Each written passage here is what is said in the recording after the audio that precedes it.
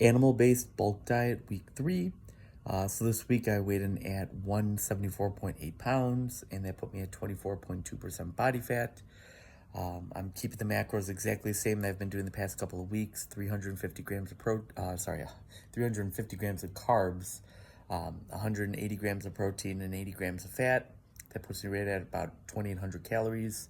I'm keeping all of my protein and fat sources exactly the same, and my carbs, I'm just rotating different fruits, honey, maple syrup. But I am enjoying it. It's nice. I'd say for people who maybe really struggle with a sweet tooth, any type of diet that you go on, and within a few days or a week or a little over a week, you're caving in, giving back to eating all the sweet stuff, I would definitely say give animal-based diet a look, just because, again, my sweet cravings are just totally gone. And that's just because I'm eating the fruit, the honey, the maple syrup, the naturally sweet things to eat. So I don't have any cravings for ice cream or cookies or brownies or anything like that. So that'd be something to consider, if you've always had trouble sticking to a diet or sticking to a particular eating plan, and you have a really bad sweet tooth. I would definitely give that a look. Weightlifting wise, this past week, I felt like I really crushed my workouts again. And this next week I'm going to be going into my bulk workouts. Sorry. So I'm going to be doing more progressive sets, supersets, drop sets, multi-sets, combo sets, things like that, and lifting slightly heavier weights. So that's going to be for the next 5 weeks. After that, the final 5 weeks, which that'll be the last week of March the last week of February going into the 4 weeks of March, that is going to be my slight cut where I'm going to cut back on the carbohydrates. I'm going to up the protein a little bit, and probably keep the fat where it's at, and just do a slight cut and see how this cut goes. And then after that, starting Monday, March 31st, I'm going to go back to keto. I'm going to do a solid 4 weeks of just very strict keto. And then after that, I'm going to kind of play around with my macros a little bit. Still be keto, but I think I'm going to maybe do a slight bodybuilding cut. I'm not going to cut down to what I did last year, but I'm going to I want to get to somewhere between 15 and 17, maybe just 15-16% body fat by July 1st. That way summer will be here. And still a decent amount of body fat to have on me, where I'm not going to be in a deficit. I'm still going to be able to put on some muscle. But I think I'm going to do that. And then once I get down to that, probably the month of July and August, I'll probably play around with calories by maybe hitting 3,000, 3,500, maybe even 4,000 calories, and kind of see what that does to my body. So that's kind of been what I've been really trying to do this year. 2025 is just trying different dietary approaches, but still keeping it just whole foods, wholesome, good, nutritious foods, and just seeing how my body responds to them. So far with this animal-based diet, each week it's gotten a little bit better. I will be getting blood work done this next weekend, and I'm interested to see what all my biomarkers look like and all my metrics. With this, it'll be 4 weeks of doing an animal-based diet, so it'll be very interesting to see how that reacts. The ice shower, I'm down to 2 minutes and 45 seconds this past week. The first 30 to 45 seconds is brutal, but then after that, you start to just adapt to it. But I will be very happy when that last full week of March, when I'm at 15 seconds, and then that is it. Sleep has been great. I'm hitting deep sleep really strongly. When I wake up, I feel pretty well rested.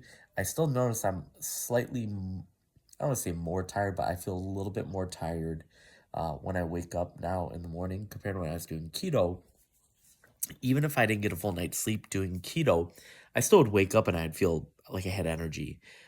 Now, if I get a full night of sleep, I'll wake up, I'll still be a little bit tired. But once I have my pre-workout snack, which is a banana and 1 1/3 tablespoons of honey, and I've got my pre-workout stack, which is like 1.5 cups of coffee with creatine, green tea, yerba mate tea. It's got beta alanine, citrulline malate in it, taurine, and carnitine. And I take all that, and then pretty much half an hour later, I'm down my basement working out. But within 5 to 10 minutes of that hitting my stomach, I'm wide awake. I'm ready to go, ready to crush it. And everything feels good after that. So it's really cool when you get to this lifestyle that I'm in now, where I've been eating real whole food for several years now. I have such great intuition with my body. When I eat something, I can feel how that impacts my body in a positive way or a negative way. Whereas a lot of people that just eat a standard American diet, it's almost like that nose blind effect, as I like to call it, like in that commercial, where you're so used to living in that environment, you don't realize that that environment smells. It's just like that with your body. When you're constantly consuming these ultra processed foods, you're out of tune with your body. You can't really feel the inflammation and the digestive uh, discomfort that you're experiencing with those foods. So, getting to a place where you clean up the diet, you're eating real food. Then, if you do have that slice of pizza, or you have that particular drink, or you eat that particular food that you used to eat, you're gonna notice it. You're gonna feel the bloat. You're gonna feel like just disgusting. You might even have some inflammation in the body.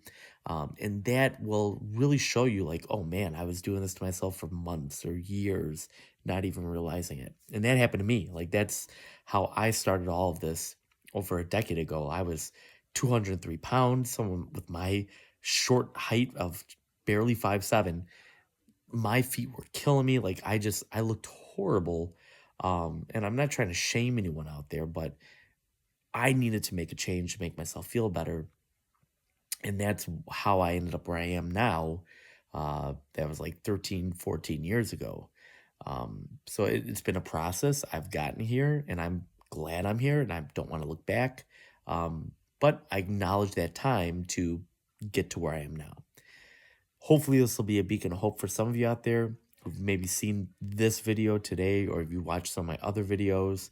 I encourage you to go back and look at my bodybuilding contest prep that I did last year, where I made daily videos for that, and I went from 19.1% body fat all the way down to 7.9% body fat over 27 weeks.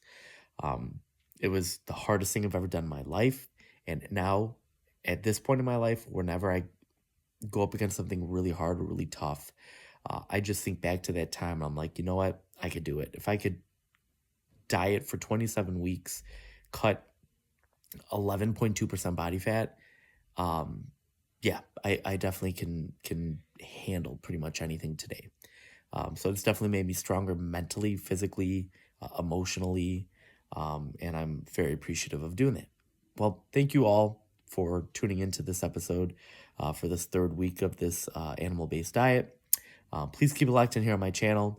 If you have any questions or comments about the animal-based diet or keto, or even just bodybuilding, or like how to just little simple steps to getting healthier or getting back in shape, please put them in the comments down below. I'd be more than happy to message you back or just do a video on some of these comments. And I will see you guys next week for the end of week 4.